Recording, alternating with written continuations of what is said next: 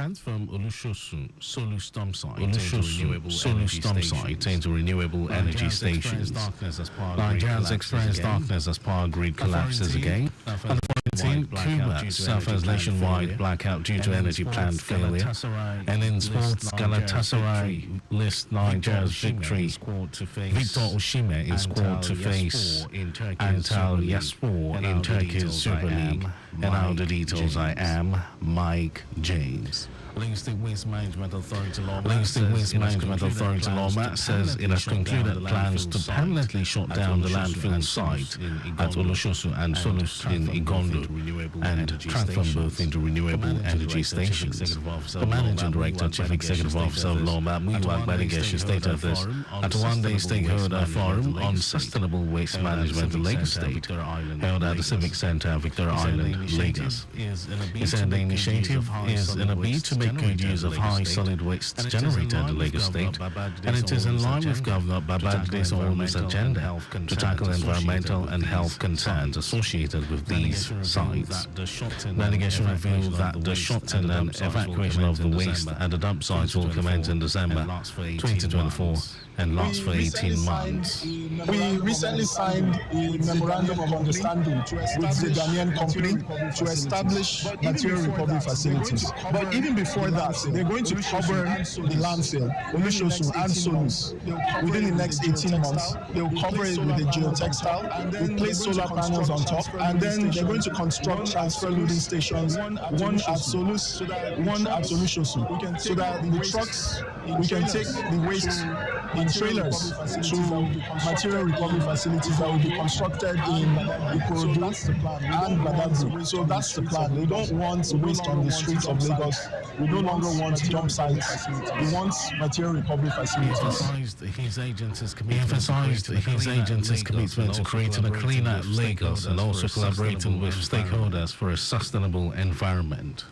Members of staff of Lagos Traffic Radio have been advised to embrace a positive mental health and attitude to support optimal brain function for improved performance. The medical director, Federal Neuropsychiatric Hospital Yaba, Medugwenga Oweye, made a call during a paper presentation at the staff forum of the station. The paper, themed Prioritizing Mental Health in the Workplace, was presented by senior consultant Dako Adigbaju. In his presentation, Adigbaju said prioritizing mental health is no longer a choice but a necessity for building a resilient and healthy workplace. He highlighted key strategies to achieving this, such as fostering open communication and offering flexible work arrangements. The consultant cautioned against the dangers of low self-esteem, fear, anger, and resentment, as well as the inability to manage change. He also advised women not to burden themselves with excessive responsibilities, stressing that doing so could jeopardize their well-being. He had this to say. It's not only a moral imperative, but a business necessity or the individual level or at the organizational level. You are also selling yourself. I hope you know. The opportunity that open up in another place, and then if they say you're good, the normal target is to move on to not only moral things you are working with, but it's business necessity that you're also selling yourself as an individual. Adigbaju noted that open communication, creating supportive environment and implementing policies that prioritize employee well-being are key strategies to promoting mental health. The Medical and Health Workers Union of Nigeria, MHWUN, National Agency for Food, Drug Administration Control, NAFDAC branch, has vowed to continue its ongoing strike till their demands are met. Chairman of the chapter, Adetuboye Ayodeji, said it has left for the agency's management to call the union for negotiation in order to see actionable evidence that things will be done appropriately. It will be recalled that workers of the agency began an indefinite strike on October 7 to demand the review of the 2024 promotion examinations. The strike was also to address the allegations that the majority of the staff were not promoted as a result of the purported vacancy slot from the head of service, even when they all qualified to be promoted. Ayodeji also claimed that some statutory arrears and other benefits were not paid to some of the staff employed by the agency in 2022. And over to the rest of the stories.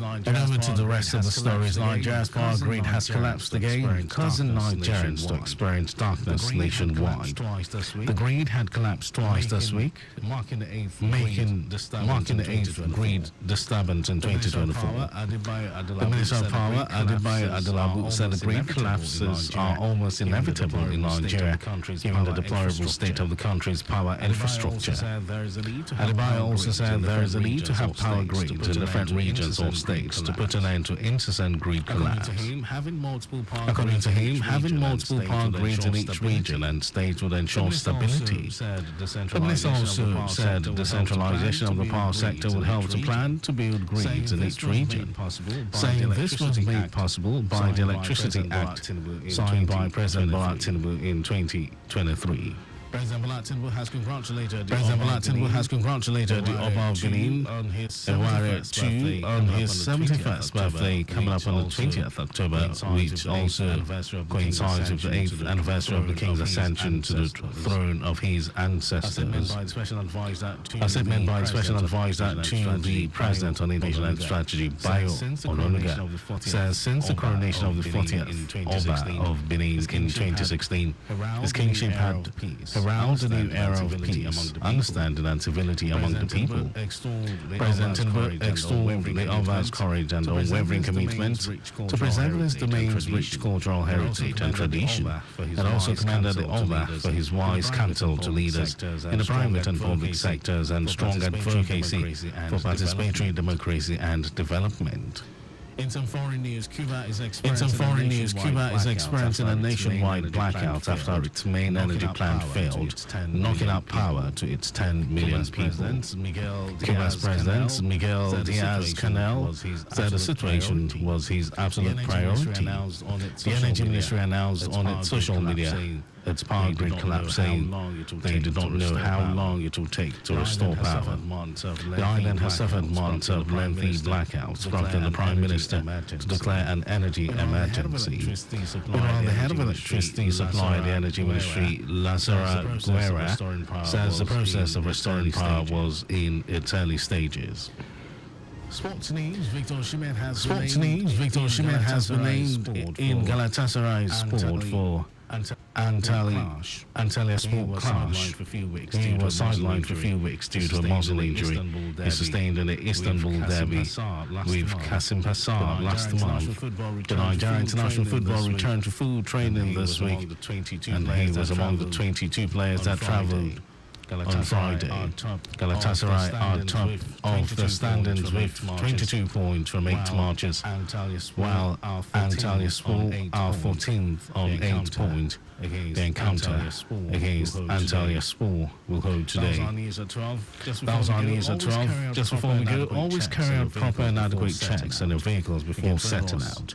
You can follow us, and like all our various social media platforms, X, Traffic Radio 961, Facebook, Lagos Traffic Radio 96.1 FM, on Instagram, Lagos Traffic Radio 961. Subscribe and watch our news and programs live on YouTube, Traffic Radio 961. You can also visit our website at www.trafficradio961.ng.